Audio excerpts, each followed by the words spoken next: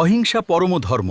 আমাদের সকল কাজে এই নীতি অনুসরণ করতে হবে। কিন্তু গুরুদেব, যুদ্ধের ময়দানেও কি এটা প্রযোজ্য? সেখানে ধর্ম ভিন্ন। আজকের এই আয়োজনে আমরা এমন এক প্রাচীন বিস্ময়ের গভীরে প্রবেশ করব, যার নাম শুনলে আজও ইতিহাসের পাতায় এক আলাদা শিহরণ জাগে। হ্যাঁ, আমরা কথা বলছি প্রাচীন এবং অত্যন্ত সমাদৃত তক্ষশিলা বিশ্ববিদ্যালয় নিয়ে।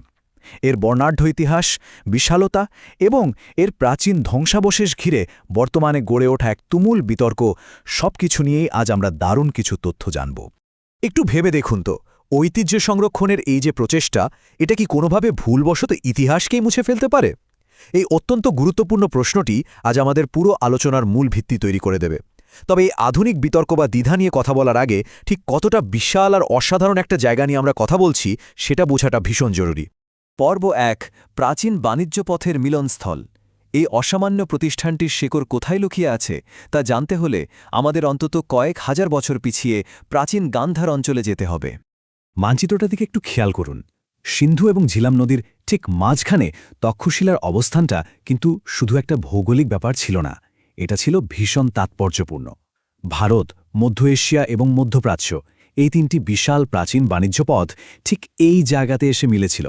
আর এই দুর্দান্ত অবস্থানের কারণেই তক্ষশিলা হয়ে উঠেছিল সেকালের একটি আন্তর্জাতিক খ্যাতিসম্পন্ন এবং বহুজাতিক কেন্দ্র। মজার ব্যাপার হল, তক্ষশিলার উৎপত্তির ইতিহাসটা যেন পুরাণ আর বাস্তবের এক চমৎকার মিশেল। রামায়ণ অনুসারে শ্রীরামের ভাই ভরতের পুত্র তক্ষের নামানুসারে এর নামকরণ করা হয়েছিল। অন্যদিকে মহাভারত থেকে শুরু করে বৌদ্ধ জাতকের কাহিনীতেও এই প্রাচীন গান্ধারের রাজধানীর উল্লেখ পাওয়া যায়। আর প্রত্নতাত্ত্বিক প্রমাণগুলো ঘাঁটলে দেখা যায় আখেমেনীয় শাসনকাল অর্থাৎ খ্রিস্টপূর্ব ৬ষ্ঠ শতাব্দী থেকেই এর বিশালতা বিকশিত হতে শুরু করেছিল। পর্ব ২, এক অনন্য শিক্ষা ব্যবস্থা। আচ্ছা, কেবল ভৌগোলিক অবস্থান দিয়েই কি একটা জায়গা এতটা বিখ্যাত হতে পারে? অবশ্যই না। তক্ষশিলাকে সত্যি অনন্য করে তুলেছিল এর শিক্ষা ব্যবস্থা, যা আধুনিক সময়ের যে কোনো ধারণার চেয়ে ছিল একেবারেই আলাদা। ১০,৫০০ সংখ্যাটা একটু খেয়াল করুন। সাফল্যের একদম চূড়ান্ত শিখরে থাকার সময় ব্যাবিলন, গ্রিস এবং চীনের মতো দূরদূরান্তের দেশ থেকে আসা ১০,০০০-এরও বেশি শিক্ষার্থী এই বিশাল শিক্ষাকেন্দ্রের আবাসিক ছাত্র ছিলেন।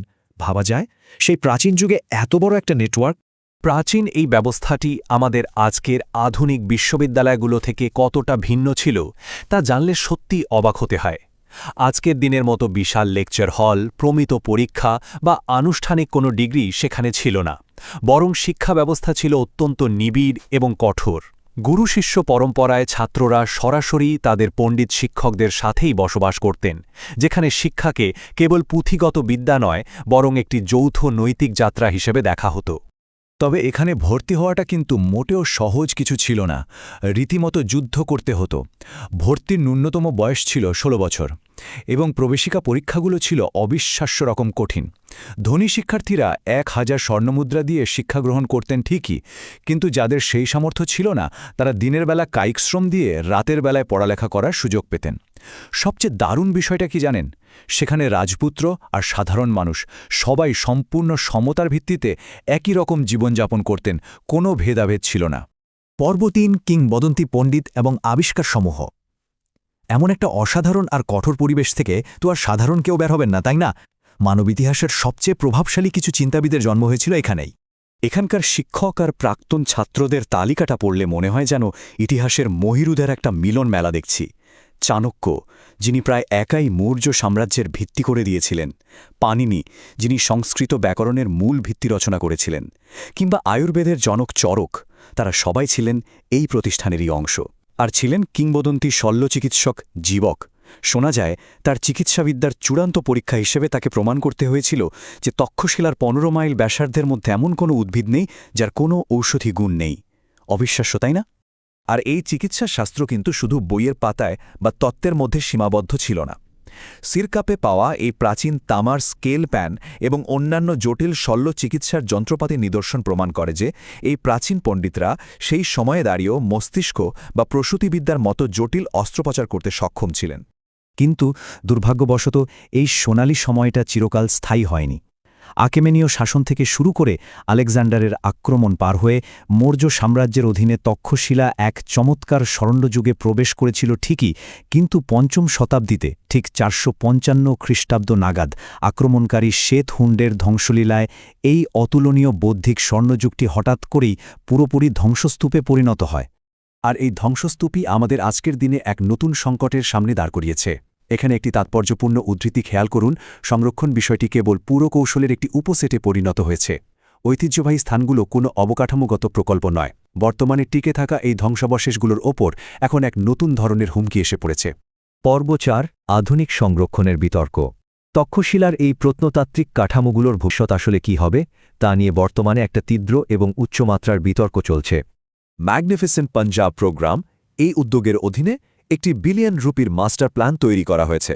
লক্ষ্য হল 2055 সালের মধ্যে তক্ষশিলাকে একটি আন্তর্জাতিক হেরিটেজ সিটিতে পরিণত করে পর্যটকদের আকৃষ্ট করা। কিন্তু সমস্যা হল, এই বিশাল কর্মযজ্ঞ আর উন্নয়ন প্রত্নতাত্ত্বিকদের মধ্যে তীব্র উদ্বেগের জন্ম দিয়েছে। এই বিতর্কের মূল জায়গাটা আসলে দুটো ভিন্ন দর্শনের সংঘাত। একদিকে রয়েছে প্রত্নতাত্ত্বিক অখণ্ডতা বজায় রাখার নীতি, যেখানে ধ্বংসাবশেষকে ঠিক যেমন আছে সেভাবেই ঐতিহাসিক সত্যের একটি খণ্ডিত অংশ হিসেবে সংরক্ষণ করতে চাওয়া হয়, যাতে ভবিষ্যতে আরও গবেষণার সুযোগ থাকে। আর অন্যদিকে রয়েছে পর্যটকদের জন্য নান্দনিকতা, অর্থাৎ ধ্বংসাবশেষগুলো পুনর্নির্মাণ করে আধুনিক দর্শনার্থীদের জন্য দৃশ্যত একটি সম্পূর্ণ এবং সুন্দর রূপ দেওয়ার চেষ্টা। সমালোচকরা নির্দিষ্ট কিছু কাজের দিকে সরাসরি আঙুল তুলছেন। যেমন ধরুন, মোহরা মোড়াদুর মাটির উঠানগুলো আধুনিক মর্টার আর পাথর দিয়ে ঢেকে দেওয়া হচ্ছে। সন্ন্যাসীদের প্রাচীন ঘরগুলোর এবড়োখেবড়ো পাথরের কাজ পরিবর্তন করে মসৃণ করা হচ্ছে। সিরকাপে প্রাচীন দেয়ালের সাথে নতুন দেয়াল এমনভাবে মিশিয়ে দেওয়া হচ্ছে যে কোনটা আসল আর কোনটা নকল তা বোঝাই মুশকিল। ধর্মরাজিকা স্তূপে তো রীতিমতো বড় আকারের পুনর্নির্মাণের খবর পাওয়া গেছে। অনেকেই মনে করছেন এই কাজগুলো সাইটের মূল ঐতিহাসিক অবয়বকেই বদলে দিচ্ছে। এর সাথে যুক্ত হয়েছে আরও একটি বড় কাঠামোগত প্রশ্ন। অভিযোগ উঠেছে যে এত বিশাল মাপের ইঞ্জিনিয়ারিং প্রকল্পগুলো যথাযথ হেরিটেজ ইম্প্যাক্ট অ্যাসেসমেন্ট ছাড়াই এগিয়ে চলেছে। সংরক্ষণের কাজে বিশেষজ্ঞ স্থপতিদের কোনো সম্পৃক্ততা নেই এবং ইউনেস্কোর মতো আন্তর্জাতিক স্বাধীন সংস্থাগুলোর সাথেও প্রয়োজনীয় যোগাযোগ করা হয়নি বলে শঙ্কা প্রকাশ করা হচ্ছে। সব মিলিয়ে তক্ষশিলায় চলমান এই পরিস্থিতি আমাদের সামনে একটা খুব গভীর দ্বিধা তৈরি করে দেয়। কার জন্য আমরা এই অতীত পুনর্নির্মাণ করছি? ইতিহাসকে আধুনিক চোখে আকর্ষণীয় করে তোলার এই আকাঙ্ক্ষা কি শেষমেশ ইতিহাসকেই চিরতরে মুছে ফেলার ঝুঁকি তৈরি করছে না? উত্তরটা হয়তো এত সহজ নয়, তবে বিষয়টা নিয়ে আমাদের গভীরভাবে ভাবা প্রয়োজন। আজকের এই বিশ্লেষণ আমরা এখানেই শেষ করছি। আশা করি তক্ষশিলার এই প্রাচীন জ্ঞান আর আধুনিক সংকট আপনাকেও নতুন করে ভাবাবে।